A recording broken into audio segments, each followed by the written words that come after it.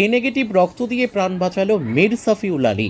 3 সন্তান এবং স্বামী শাহজামাল শেখকে নিয়ে সংসার করাইয়া গ্রামের রেজিয়া সুলতানার 4 বয়সী ছোট ছেলে মোহাম্মদ শেখ আক্রান্ত থ্যালাসেমিয়ায়। রক্তের প্রয়োজন হয় মাঝে মধ্যেই।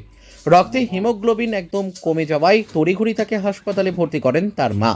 পিতা কর্মসূত্রে থাকেন বোম্বাই শহরে, যার ফলে মা রিজা সুলতানা একাই সারাদিন হন্যে হয়ে পুত্র সন্তানের জন্য রক্ত খুঁজে বেড়ান। বিরল এই নেগেটিভ গ্রুপের রক্ত হওয়ায় কোনোভাবেই সম্ভব হয়নি রক্তের।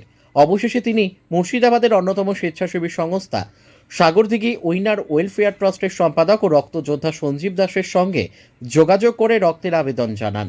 রক্তের প্রয়োজনের কথা জানতেই তড়িঘড়ি রক্তের খোঁজ করেন ট্রাস্টের সম্পাদক সঞ্জীব দাস।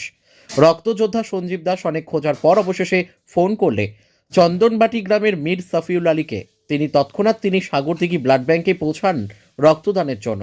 সেখানে ট্রাস্টের অন্যতম সদস্য বিশ্বজিৎ সাহা ও জায়েদ উপস্থিতিতে মীর সাফিউল আলী এ নেগেটিভ রক্তদান করেন। রক্তের যোগান পেয়ে শিশুর মা ধন্যবাদ জানান রক্তযোদ্ধা সঞ্জীব এবং সাগরদিঘি উইনার ওয়েলফেয়ার ট্রাস্টকে।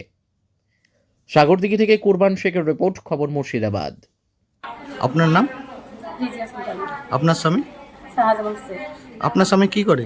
বাইরে থাকে, লেবারে, রাজমিস্ত্রি কাজ আচ্ছা, বাড়ি করাইয়া। করে। রক্তের জন্য কাকে বলেছিলেন? সঞ্জিত তাকে বলেছিলেন আজকে, মানে ফোন নম্বরটা পেলাম, দাদা পাঠিয়েছিল। আচ্ছা, ঠিক আছে। আপনার নাম? আমার নাম মীর সাফিউল আলী, বাড়ি কোথায়? বাড়ি চন্দনবাটি। কার্ডটাকে এখানে আসা হয়েছে?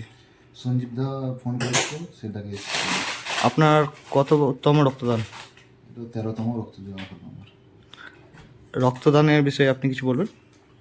হ্যাঁ, রক্তদান ভালো, সবাই করুক, ওপরের জীবন বাঁচবে। হ্যাঁ, একটা রক্ত একটা জীবন। ধন্যবাদ।